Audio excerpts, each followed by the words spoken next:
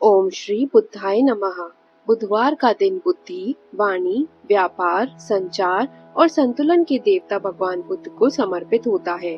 उनकी कृपा से वाणी में मिठास आती है, फैसलों में समझदारी आती है और जीवन में लक्ष्मी के साथ साथ लक्ष्य भी प्राप्त होता है। बुधवार का व्रत खासतौर पर उन लोगों के लिए लाभकारी माना गया है जो व्यापार में तरक्की, संतान की प्रगति, मानसिक शांति और अच्छी बोलचाल की कला पाना चाहते हैं। आज की इस पावन कथा से पहले हम सब श्रद्धा के साथ प्रार्थना करते हैं। हे चंद्रमा और गुरु के प्रिय पुत्र, हे वस्त्रधारी भगवान बुद्ध, हमारी वाणी को विनम्रता दे, हमारी बुद्धि को सच्चा मार्ग दिखाएं और हमारे जीवन को संतुलित और शांतिपूर्ण बनाएं। जो भक्त बुधवार को इस व्रत को करता है और मन से इसकी कथा को सुनता है, उसके जीवन में समृद्धि के साथ साथ मानसिक संतुलन भी बना रहता है। तो आइए भगवान बुद्ध के स्मरण और आशीर्वाद के साथ आरंभ करते हैं बुधवार की यह पुण्य कथा। सबसे पहले सुनते हैं भगवान गणेश की कथा। तो आइए ओम श्री गणेशाय नमः कहकर आज की कथाओं की शुरुआत करते हैं। पौराणिक कथा के अनुसार एक समय की बात है। धन के देवता कुबेर ने भगवान शिव और माँ पार्वती को भोजन पर आमंत्रित किया, लेकिन भगवान शिव ने कहा कि वे कैलाश छोड़कर कहीं नहीं जा सकते। माँ पार्वती ने भी कहा कि जब मेरे स्वामी नहीं जाएंगे तो मैं भी नहीं जाऊंगी। तब उन्होंने सुझाव दिया कि आप हमारी जगह गणेश जी को ले जाइए। उन्हें तो मिठाई और भोजन बहुत प्रिय है। यह बात गणेश जी को बहुत पसंद आई और वे खुशी खुशी कुबेर देवता के साथ उनके घर चले गए। वहाँ जाकर गणेश जी ने खूब मिठाई और मोदक खाए। वापस लौटते समय कुबेर ने उन्हें मिठाई का एक बड़ा सा थाल भेंट किया। लौटते समय चंद्रमा की रोशनी में गणेश जी अपने वाहन चूहे पर बैठकर जा रहे थे, लेकिन ज्यादा खाना खाने की वजह से उन्हें खुद को संभालना मुश्किल हो रहा था। उसी समय अचानक उनके वाहन चूहे का पैर एक पत्थर से टकरा गया और वो डगमगाने लगा। वैसे भी ज्यादा खाने की वजह से गणेश जी का वजन बहुत बढ़ गया था, जिससे चूहे को चलने में परेशानी हो रही थी। जब चूहे का पैर फिसला तो गणेश जी नीचे गिर पड़े और उनका पेट भरा होने के कारण वे खुद को संभाल नहीं पाए। उनके हाथ में जो मिठाई से भरा थाल था वह भी नीचे गिर गया और सारी मिठाइयाँ यहाँ वहाँ बिखर गयी। यह सब ऊपर से चंद्रमा देख रहे थे। जैसे ही उन्होंने गणेश जी को गिरते हुए देखा, वे अपनी हंसी रोक नहीं पाए और जोर जोर से हंसते हुए कहने लगे, गणेश जी, जब आप खुद को संभाल नहीं सकते तो इतना ज्यादा खाने की क्या जरूरत थी। चंद्रमा की यह बात सुनकर गणेश जी को बहुत गुस्सा आया। उन्होंने सोचा कि घमंड में डूबा यह चंद्रमा ना तो मुझे उठाने में मदद कर रहा है और ऊपर से मेरा मजाक उड़ा रहा है। इसलिए गणेश जी ने क्रोधित होकर चंद्रमा को श्राप दे दिया कि जो भी व्यक्ति गणेश चतुर्थी के दिन तुम्हें देखेगा वह झूठे आरोपों में फंसेगा और उस पर कलंक लगेगा। गणेश जी का श्राप सुनकर चंद्रमा घबरा गए और सोचने लगे कि अब तो कोई मुझे देखना भी नहीं चाहेगा। जब उन्हें अपनी गलती का एहसास हुआ तो वे गणेश जी से माफी मांगने लगे, लेकिन गणेश जी मानने को तैयार नहीं थे। बहुत देर तक मनाने के बाद जब उनका गुस्सा शांत हुआ तब उन्होंने कहा, हे चंद्रमा, मैं अपना दिया हुआ श्राप तो वापस नहीं ले सकता, लेकिन एक वर जरूर दे सकता हूँ कि हर महीने एक दिन तुम आसमान में बिल्कुल नहीं दिखोगे और एक दिन पूरा दिखाई दोगे। तभी से माना जाता है कि चंद्रमा अमावस्या को बिल्कुल नहीं दिखते और पूर्णिमा को पूरा दिखाई देते हैं। पुराने ग्रंथों के अनुसार जिस दिन गणेश जी ने चंद्रमा को श्राप दिया था वह दिन भाद्रपद मास की चतुर्थी थी, जिसे संकष्टी चतुर्थी कहा जाता है। इसलिए माना जाता है कि इस दिन चंद्रमा के दर्शन नहीं करने चाहिए और अगर गलती से दर्शन हो जाए तो झूठा कलंक लग सकता है। प्रेम से बोलिए गौरी पुत्र गणेश जी की जय। अब सुनिए बुधवार व्रत की कथा। यह बहुत पुराने समय की बात है।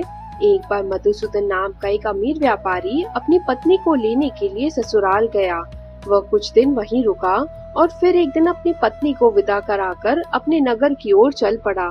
रास्ते में उसकी पत्नी को प्यास लगी तो वह व्यक्ति लोटा लेकर रथ से नीचे पानी लेने चला गया। जैसे ही वह पानी लेकर वापस आया, उसने देखा कि उसी के जैसे शक्ल सूरत और कपड़े पहनने वाला एक और व्यक्ति सामने उसकी पत्नी के साथ रथ में बैठा है। ये देखकर वह हैरान रह गया और गुस्से में बोला, तू कौन है जो मेरी पत्नी के पास बैठा है? तब दूसरा व्यक्ति बोला, यह मेरी पत्नी है, जिसे मैं अभी अभी ससुराल से विदा करवा कर लेकर आया हूँ। अब दोनों व्यक्ति आपस में झगड़ने लगे। इतने में राज्य के सिपाही वहां आ गए और पानी लाने वाले व्यक्ति को पकड़ने लगे। उन्होंने उस महिला से पूछा कि उसका असली पति कौन है, लेकिन पत्नी चुप रही क्योंकि दोनों ही आदमी बिल्कुल एक जैसे दिख रहे थे। वह किसे अपना असली पति बताए? वह व्यक्ति ईश्वर से प्रार्थना करते हुए बोला, हे भगवान, यह आपकी कैसी लीला है? इस संकट से मुझे बाहर निकालिए। तभी आकाशवाणी हुई, मूर्ख, आज बुधवार है, तुझे इस दिन यात्रा नहीं करनी चाहिए थी, पर तूने किसी की बात नहीं मानी।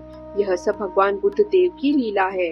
तब उस व्यक्ति ने सच्चे दिल से हाथ जोड़कर भगवान बुद्ध देव से प्रार्थना की। उसकी भक्ति देखकर बुद्ध देव प्रसन्न हो गए और वह दूसरा व्यक्ति जो हूबहू उसके जैसा दिख रहा था, अचानक गायब हो गया। इसके बाद वह अपनी पत्नी को लेकर घर लौट आया। उस दिन के बाद से वह और उसकी पत्नी हर बुधवार व्रत करने लगे। इस कहानी से हमें यह सीख मिलती है कि बुद्धिमानी से सही समय और सही जगह पर निर्णय लेना चाहिए। मान्यताओं के अनुसार बुधवार को किसी भी महिला को मायके से ससुराल के लिए यात्रा नहीं करनी चाहिए। अब सुनिए बुधवार व्रत की एक और कथा। बहुत समय पहले की बात है। एक गांव में एक विधवा अपनी बहू के साथ रहती थी। बहू थोड़े धीमे दिमाग की थी और उसे भूख बिल्कुल भी सहन नहीं होती थी, इसलिए वह हर दिन सुबह उठते ही सबसे पहले खाना खा लिया करती थी। एक दिन विधवा महिला ने अपने घर पर पूजा रखी, लेकिन उसे इस बात की चिंता थी कि उसकी बहू तो सुबह उठते ही खाना खाने लगती है। ऐसे में भगवान के लिए बनाए गए प्रसाद का क्या होगा? इसलिए उसने बहू से कहा, आज घर में पूजा है, तू जा और जाकर पानी का इंतजाम कर ले। लेकिन बहू भी बहुत चालाक थी। उसने देख लिया था कि जिस मटके में पानी भरने को कहा गया है, उसके नीचे छेद है। ऐसे में वह घर से चुपचाप आटा निकाल लाई और मटके में पानी भरने के बहाने बाहर निकल गई। जब वह कुएं के पास पहुंची तो उसने आटे से रोटियां बनाई। पास में ही आग जल रही थी, उसने उसी में अपनी रोटियां सेक ली। यह सब देख भगवान गणेश को बहुत गुस्सा आया और उन्होंने अपनी नाक पर एक उंगली रख ली। कुछ समय बाद जब गांव वालों ने यह देखा तो उन्हें बहुत हैरानी हुई। उन्होंने भगवान गणेश को समझाने की कोशिश की, लेकिन उन्होंने अपनी उंगली नहीं हटाई। धीरे धीरे यह बात राजा तक पहुंची। फिर पंडितों और ज्योतिषियों को बुलाया गया। बहुत पूजा पाठ हुए, लेकिन फिर भी भगवान गणेश ने अपनी उंगली नहीं हटाई। तब राजा ने घोषणा की कि जो भी व्यक्ति भगवान गणेश को नाक से उंगली हटाने के लिए मना लेगा, उसे 5 गांव इनाम में दिए जाएंगे। विधवा के बहू की बारी आई। लोगों ने सोचा जब सबने कोशिश कर ली है तो इसे भी मौका दे देते हैं। जैसे ही उसे अनुमति मिली, बहू ने एक शर्त रखी कि मेरे घर से लेकर मंदिर तक एक पर्दा लगाया जाए और कोई भी हमें न देख सके। लोगों ने ऐसा ही किया। इसके बाद बहू ने अपने कपड़ों में एक मोगरी छुपा ली और मंदिर पहुंची। मंदिर पहुंचकर उसने भगवान गणेश को चेतावनी दी, प्रभु, ये उंगली हटा लीजिए, नहीं तो मैं इस मोगरी से आपको तोड़ दूंगी। भगवान गणेश को लगा कि यह औरत सच में पागल है, कहीं सच में न मार दे। ऐसा सोचकर उन्होंने अपनी नाक से उंगली हटा ली। जब पर्दा हटाया गया तो सबने देखा कि भगवान गणेश की उंगली अपनी जगह पर आ चुकी है। ये देखकर गांव वाले बहुत खुश हुए और बहू की खूब सराहना की। इसके बाद राजा के आदेश अनुसार उस बहू को 5 गांव इनाम में दे दिए गए। ऐसा कहा जाता है कि तभी से बुधवार का व्रत करने वाले लोग इस कथा को सुनते और दूसरों को भी सुनाते हैं। साथ ही भगवान गणेश से यही वरदान मांगते हैं कि जैसे उन्होंने उस बहू की बात मान ली, वैसे ही हमारी बात भी माने और हमारी सभी मनोकामनाएं पूरी करे। इस तरह जो भी भक्त बुधवार व्रत की इन कथाओं को श्रद्धा से सुनता है और दूसरों को भी सुनाता है, उनके जीवन में और घर में भगवान गणेश की कृपा से सुख और शांति बनी रहती है और उनके घर का अन्न और धन कभी खत्म नहीं होता। प्रेम से बोलिए, विघ्नहर्ता भगवान गणेश जी की जय। अब कथा के अंत में हम सभी नतमस्तक होकर बुद्ध देव से प्रार्थना करते हैं, हे करुणा में बुद्ध देव, हमारी वाणी में मिठास दो, हमारे विचारों में स्पष्टता दो, हमारे फैसलों में समझदारी दो और हमारे